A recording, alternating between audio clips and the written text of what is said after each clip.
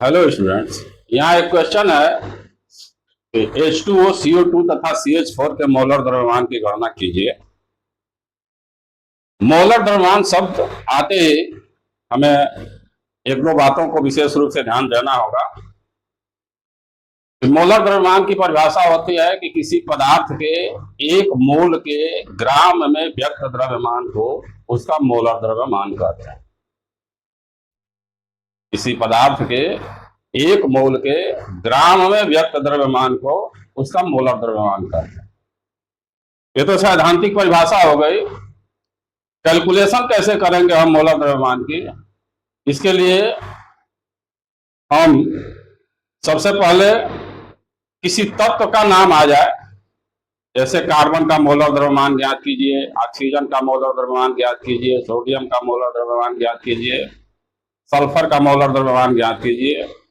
यानी अगर तत्व का मोलर द्रव्यमान निकालना है तो उस तत्व के परमाणु द्रव्यमान को ग्राम में व्यक्त कर दिया जाए तो वही उसके एक मोल का द्रव्यमान होता है।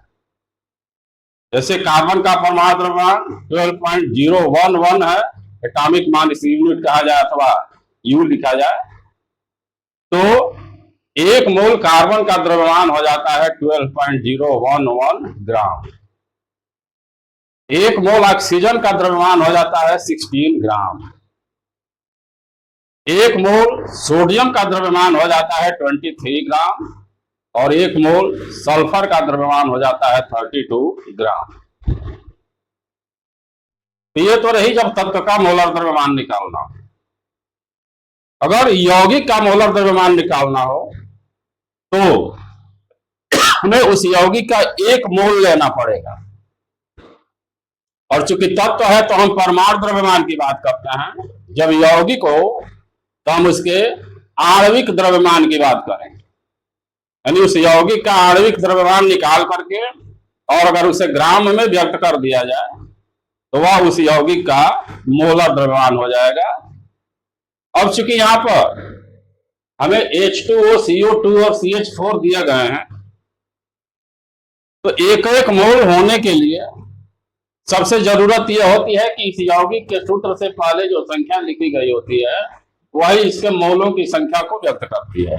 क्योंकि यहाँ भी 1 है, यहाँ भी 1 है, यहाँ भी 1 है, इसका मतलब कि ऑलरेडी जो यौगिक हमें दिए गए हैं, जल, कार्बन डाइऑक्साइड और मीथेन, इनके एक एक मोल ही दिए गए हैं। अब हमें इनके आणविक द्रव्यमान को ग्राम में व्यक्त करते हैं। यहाँ H2O, CO2 और CH4 क्रमशः जल, कार्बन डाइऑक्साइड और मीथेन के एक एक मोल को व्यक्त करते हैं। अतः संख्यात्मक रूप से इनके आणविक द्रव्यमान और मोलर द्रव्यमान बराबर होंगे।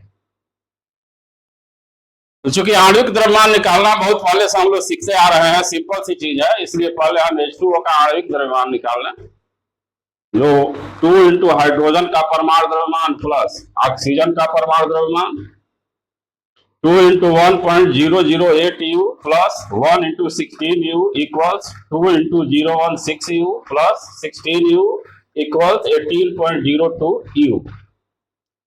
यहां तक आकर के तो हमने जल का आणविक द्रव्यमान निकाल दिया।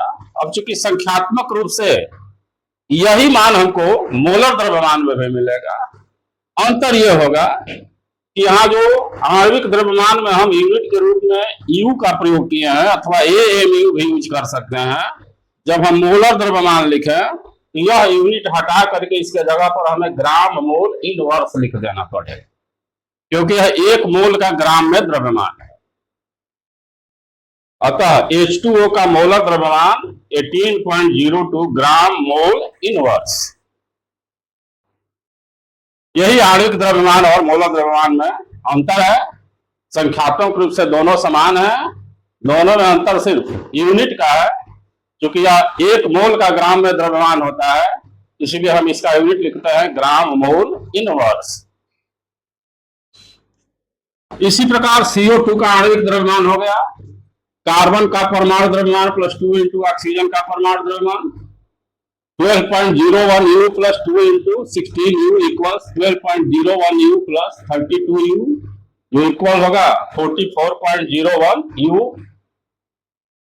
और अगर यह आणविक द्रव्यमान मिल गया, तो इसी को हम लिख सकते हैं कि आता CO2 का मोलर द्रव्यमान 44.01 ग्राम मोल इनवर्स। फिर इसी तरह अब अगला यौगिक मीथेन है, तो मीथेन का आणविक द्रव्यमान, कार्बन का परमाणु द्रव्यमान प्लस 4 इंटू हाइड्रोजन का परमाणु द्रव्यमान 12.01 U plus 4 into 1.008 U equals 12.01 U plus 4.032 U, जो ऐड करने पर हो जाएगा 16.04 U।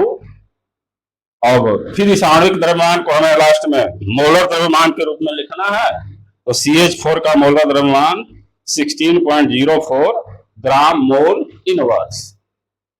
हमें उम्मीद है कि समझ में आया होगा। Thanks for watching my video bye JDM lectures. Bye.